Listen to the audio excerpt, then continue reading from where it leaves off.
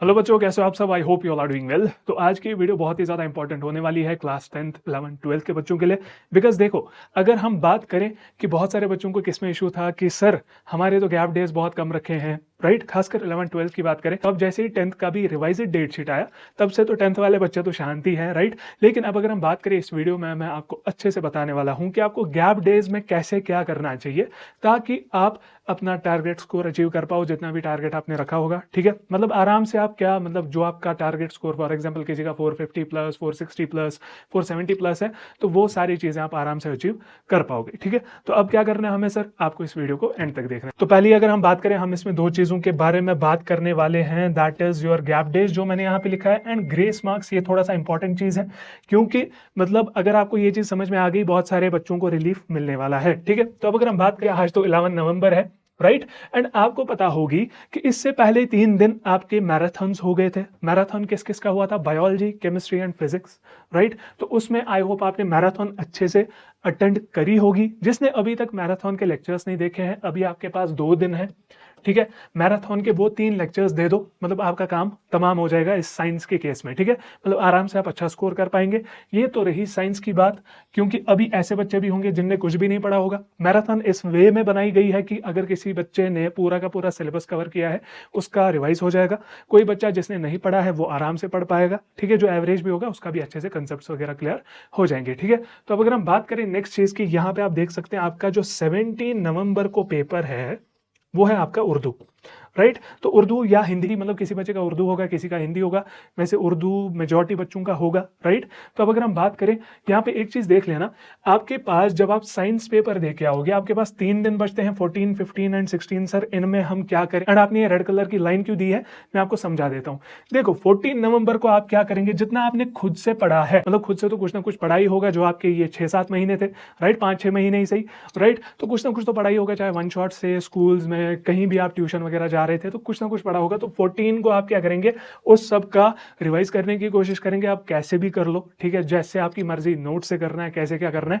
लेकिन अब जो मेन चीज आती है वो है 15 को क्या होने वाला है। सर आपने ये रेड लाइन को येलो क्यों बना दिया? क्योंकि यहां पे आपका उर्दू का मैराथन होने वाला है, ठीक है।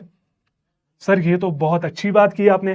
तो उर्दू का मैराथन मतलब उर्दू सारा का सारा तमाम हो जाएगा उसी मैराथन में, ठीक है। आपको कोई भी टेंशन लेने की जरूरत नहीं।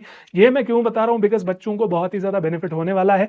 प्रीवियस ईयर भी हुआ था, इस साल तो और ज्यादा तगड़ी मेहनत के साथ मैराथन्स हो रही हैं, ठीक है। तो आपका क्या बनता है कि बस अब अगर अभी तक नहीं पढ़ा है, अगर अब पूरा भी पढ़ा है, रिविजन करना है तो ये कर लो। किसी ने नहीं पढ़ा है तो वो क्या करेगा, यहाँ पे अब एक दिन तो एटलीस्ट निकाल ही सकते हो यार पढ़ाई के लिए। अब तो एक दिन सीरियस हो जाओ, ठीक है। तो क्या करना है, उर्दू का मैराथन देंगे बच्चे। एंड 16 नवंबर को सर क्या होगा, 16 नवंबर को आपका हिंदी का मैराथन होगा, ठीक है। तो जो हिंदी वाले बच्चे भी हैं उनको टेंशन लेने की बात मतलब जरूरत नहीं है, ठीक है।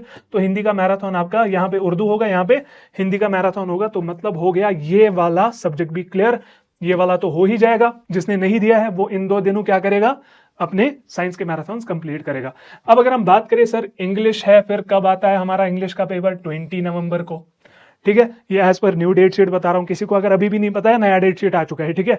तो अब अगर हम बात करें, 18 नवंबर को आपका इंग्लिश का मैराथन होगा। किसका होगा? इंग्लिश का मैराथन। उसके बाद आपके पास 19 नवंबर का दिन बचता है रिवीजन के लिए। समझ रहे हो आप किस वे में डिजाइन किया गया है? देखो उर्दू वाले बच्चे भी जिनने उर्दू का मैराथन दिया, उनका 16 नवंबर रिवीजन के लिए बचेगा, ठीक है। तो रिवाइज भी आप कर पाएंगे, साथ ही साथ मैराथन भी आप अच्छे से दे पाएंगे। तो यहां पे जैसे ही मैराथन देंगे, इंग्लिश आपका सारा का सारा फिनिश हो जाएगा, ठीक है। आपने जैसा देखा होगा 12th का भी जो इंग्लिश का पेपर आया था, वो सारा जो हुसैन सर ने पढ़ाया था मैराथन में, या वेकअप क्लास थी उसमें जो पढ़ाया था, तो उसमें वो सारा का सारा आ चुका था। एंड मेन एक चीज मैं बताऊं, 13 नवंबर को आपकी सुबह 5 बजे 5 AM वेकअप क्लास भी होगी साइंस के पेपर के दिन। सेम थिंग उर्दू के पेपर के दिन क्या होगी, सुबह 5 बजे वेकअप क्लास होगी। तो मतलब कहीं से हम ये नहीं कर रहे कि हमारे एंड से एफर्ट्स में कुछ कमी रहेगी, हमारे एंड से एफर्ट्स कंटिन्यूअसली जारी हैं, आपको भी देने पड़ेंगे। तो 20 नवंबर, 18 को हमारा मैराथन, 20 को वेकअप क्लास, ठीक है। वेकअप क्लास, ठीक है, सुबह 5 बजे। ओके, तो अच्छे से सीरियस होके पढ़ाई करनी है बस। अब आपका लास्ट का जो है फिर 26 नवंबर को क्या आ रहा है, सोशल साइंस। तो एसएसटी का पेपर आपका 26 को आ रहा है।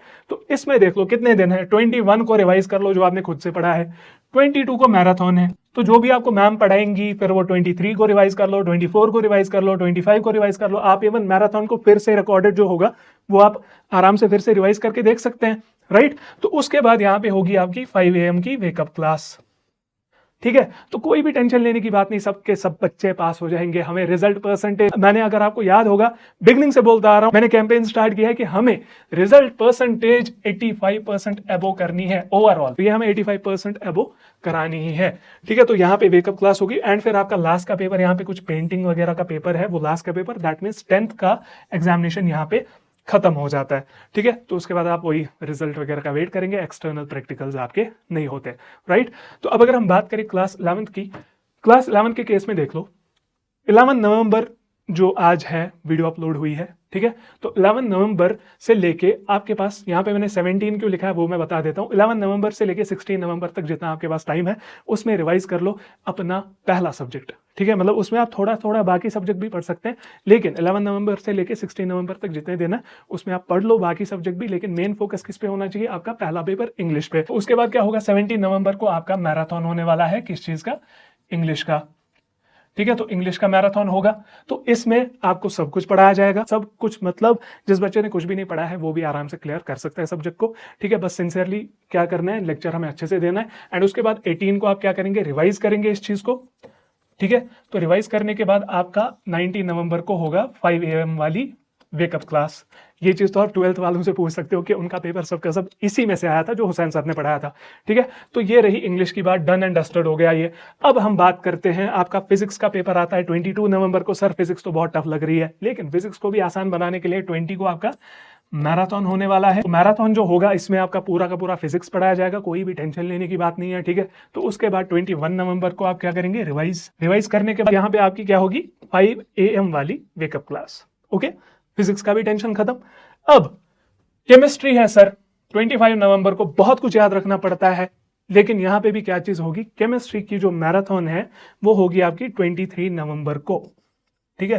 तो 23 नवंबर ये आप अपना कैलेंडर फिक्स कर लो अपने हिसाब से, ठीक है। कैलेंडर में लिख के रखो कि ये डेट्स मेरे लिए बहुत ही ज्यादा इंपॉर्टेंट है। उसके बाद 23 के बाद 24 को आप रिवाइज करेंगे एंड यहां पे क्या होगा, 5 AM की वेकअप क्लास, ठीक है। तो वेकअप क्लास के बाद सेम चीज, एडिशनल का सर पेपर आ रहा है, खासकर जिन बच्चों का EVS होता है, फिजिकल एजुकेशन होता है, मेजॉरिटी बच्चों का तो वही होता है, राइट। अब कोई बच्चा ऐसा होता है जिसका मैथमेटिक्स होता है, बायोलॉजी होता है, उनका तो सॉर्टेड है, उनका तो कोई मसला नहीं है, ठीक है। तो अब अगर हम बात करें एडिशनल किसी का EVS, किसी का फिजिकल एजुकेशन, तो उसके लिए मैं अभी कुछ नहीं बताऊंगा, ठीक है। अगर कुछ हुआ वो आपको पता चलने वाली है विद टाइम, ठीक है। इसको ब्लैंक ही रहने देते हैं, ठीक है। जैसे ही कुछ होगा I will let you know, okay. तो उसके बाद आता है आपका बायोलॉजी का पेपर, कब, 2 दिसंबर को होने वाला है आपका बायोलॉजी का पेपर। सर उसके लिए क्या होगा, 29 को आपका होगा मैराथन, किस चीज का, जूलॉजी का, एंड 30 नवंबर को आपका होगा बॉटनी का मैराथन। यहां पे फिर 1 दिसंबर को आप क्या करेंगे, रिवाइज। सर आपको लग रहा है मतलब थोड़ा सा वो अंदर से शांति मिल रही है कि हाँ सर हो जाएगा यार, ठीक है। तो इसीलिए मैंने ये वीडियो भी बनाई कि आपको शांति मिले, ठीक है। बहुत सारे बच्चों को टेंशन है, गैप डेज कम है, वो है सर, है ये है।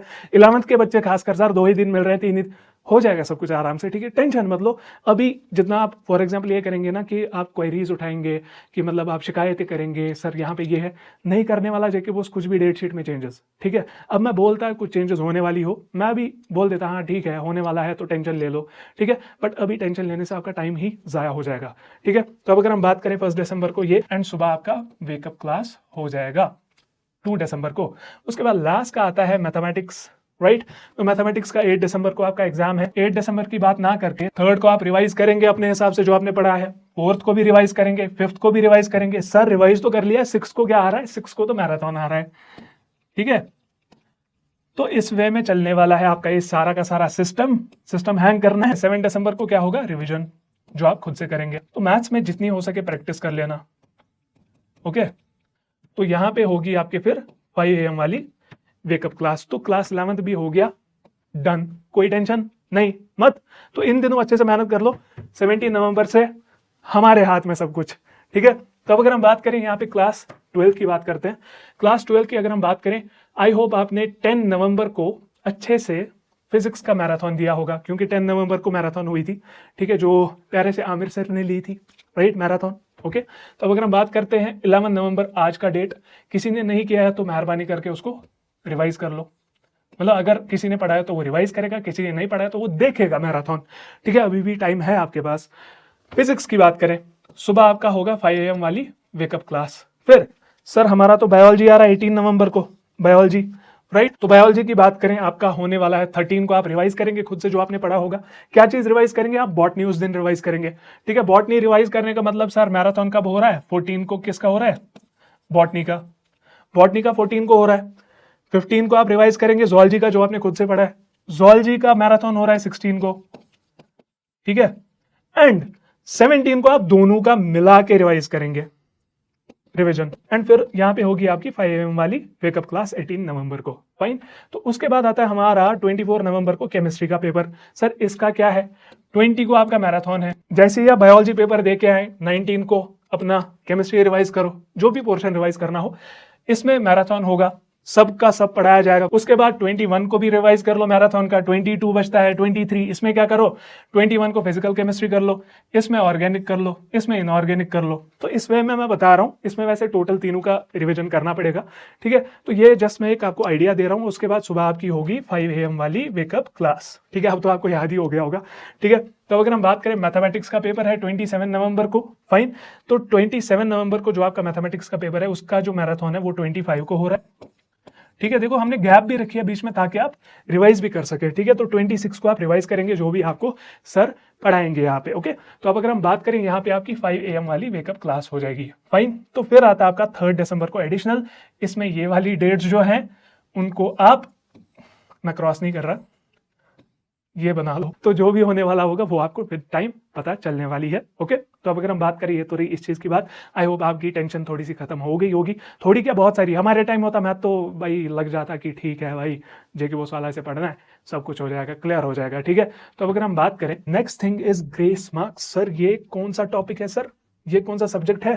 ये कोई सब्जेक्ट नहीं है, ये वो है जिसकी चाहत हर एक बच्चे को होती है ये। लेकिन वो वाले ग्रेस मार्क्स नहीं है, इनको बोलते हैं स्टैचू मार्क्स। ठीक है, जो आपको दिए जाते हैं। कब दिए जाते हैं? देखो, ये चीज बनाने का मकसद, ये चीज बोलने का मकसद यही है कि क्लास 10th ने भी एक पेपर दे दिया, क्लास 12th ने भी एक पेपर दे दिया। अभी क्लास 12th का कल दूसरा पेपर है फिजिक्स, एंड क्लास 10th का परसों है साइंस का पेपर। ठीक है, तो अभी जिन बच्चों को लगता है हमने कम मार्क्स किया है या मतलब अच्छे मार्क्स नहीं किए हैं, एक चीज याद रखना कि सर हमें बाकी 4 सब्जेक्ट्स में हम प्रॉमिस करते हैं, कमेंट्स में लिखेगा हर कोई बच्चा कि सर बाकी 4 सब्जेक्ट्स में, जैसे आपने बताया मैराथन वगैरह, तो बाकी 4 सब्जेक्ट्स में हम अपना पूरा 100% देंगे, हम पूरा का पूरा अच्छे से कवर कर लेंगे, अच्छे मार्क्स लाएंगे अपने बलबूते पे। ठीक है, अब नेक्स्ट थिंग, 4 सब्जेक्ट्स का हो गया। सर जो अब हमने दिया पेपर, उसमें देख लो, अगर क्लास 10th के केस में मैथ्स में आपके मिनिमम 17 मार्क्स आते हैं, 17 मार्क्स को 1.176 से मल्टीप्लाई किया जाएगा, वो बनेगा 20।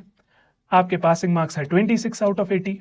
राइट, तो कितने मार्क्स पेंडिंग है सर? 6 मार्क्स पेंडिंग है। तो यही 6 मार्क्स जो आपके पेंडिंग है, ये आपको ग्रेस मार्क्स दिए जाएंगे। 10th के केस में 6 दिए जाते हैं। ठीक है, तो ये 6 मार्क्स आपके किसमें, इस 20 में ऐड किए जाएंगे, ये बनेगा 26।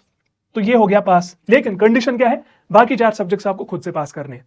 ठीक है, तो फिर ना बताना कि सर आपने नहीं बताया था, मैंने पहले ही बता दिया। ओके, तो 12th के केस में जो ग्रेस मार्क्स दिए जाते हैं दैट इज 5। 11th के केस में भी सेम है, ग्रेस मार्क्स 5 दिए जाते हैं। सर हमने तो कौन सा पेपर दिया? इंग्लिश का।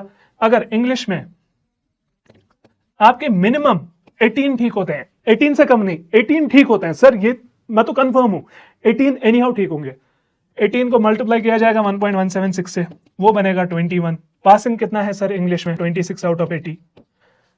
ठीक है, तो 26 आउट ऑफ 80। कितना पेंडिंग है सर? 5 मार्क्स पेंडिंग है।